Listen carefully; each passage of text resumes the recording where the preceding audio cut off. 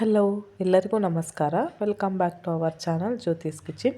ಇವತ್ತಿನ ರೆಸಿಪಿಯಲ್ಲಿ ಸಿಂಪಲಾಗಿ ಪಾಸ್ತಾನ ಹೇಗೆ ಮಾಡ್ಕೊಳ್ಳೋದು ಅಂತ ತಿಳಿಸ್ಕೊಡ್ತಾ ಇದ್ದೀನಿ. ಹಾಗಾದರೆ ಬನ್ನಿ ಹೇಗೆ ಮಾಡೋದು ಅಂತ ನೋಡೋಣ.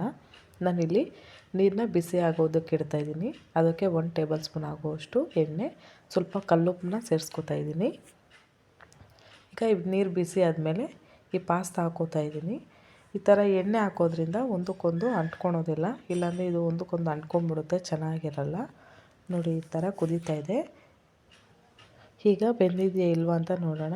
ನೋಡಿ, ಈ ಥರ ಮುಟ್ಟಿದ್ರೆ ಗೊತ್ತಾಗುತ್ತೆ. ಈಗ ಚೆನ್ನಾಗಿ ಬೆಂದಿದೆ. ಗ್ಯಾಸ್ ಆಫ್ ಮಾಡಿಕೊಂಡು ಇದನ್ನು ಶೋಧಿಸ್ಕೊಳ್ಳೋಣ. ಈ ಥರ ಪಕ್ಕಕ್ಕೆ ಇಟ್ಕೊಂಡು ಶೋಧಿಸ್ಕೊಂಡು ಈಗ ಒಗ್ಗರಣೆ ಮಾಡ್ಕೊಳ್ಳೋಣ. ಈಗ ನಾನು ಒಂದು ಕಡಾಯಿಗೆ 4 ಟೇಬಲ್ ಸ್ಪೂನ್ ಆಗುವಷ್ಟು ಎಣ್ಣೆ ಹಾಕೋತಾ ಇದ್ದೀನಿ.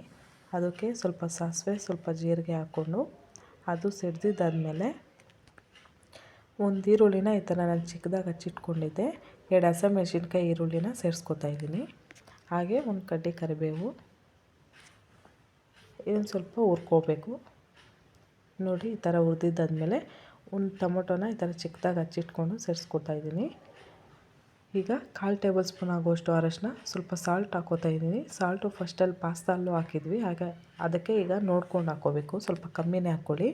ಇದಕ್ಕೆ ಈಗ 1/4 ಟೇಬಲ್ ಸ್ಪೂನ್ ಆಗುವಷ್ಟು ಜೀರಿಗೆ ಪುಡಿ, ಧನಿಯಾ ಪುಡಿ, ಗರಂ ಮಸಾಲ, ಚಿಕನ್ ಮಸಾಲಾನ ಸೇರಿಸ್ಕೊಂಡು ಒಂದು ಅರ್ಧ ಟೇಬಲ್ ಸ್ಪೂನ್ ಆಗುವಷ್ಟು ಸೋಯಾ ಸಾಸನ್ನ ಸೇರಿಸ್ಕೊಳ್ಳೋಣ.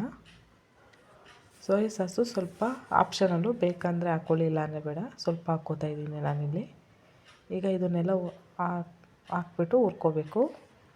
ನೋಡಿ, ಈ ಥರ ಹುರಿದಿದ್ದಾದಮೇಲೆ ನಾವು ಸೈಡಿಗೆ ಇಟ್ಟಿದ್ವಲ್ಲ ಪಾಸ್ತಾನ, ಅದನ್ನು ಹಾಕ್ಕೊಂಬಿಟ್ಟು ಸ್ಲಿಮ್ಮಲ್ಲಿ ಇಟ್ಕೊಂಡು ಇದನ್ನು ಚೆನ್ನಾಗಿ ಕಲಿಸ್ಬೇಕು. ಈ ಥರ ಸ್ಲಿಮ್ಮಲ್ಲಿ ಇಟ್ಕೊಂಡೇ ಕಲಸಿ, ಇಲ್ಲಾಂದರೆ ಇದು ಸೀದೋಗ್ಬಿಡುತ್ತೆ.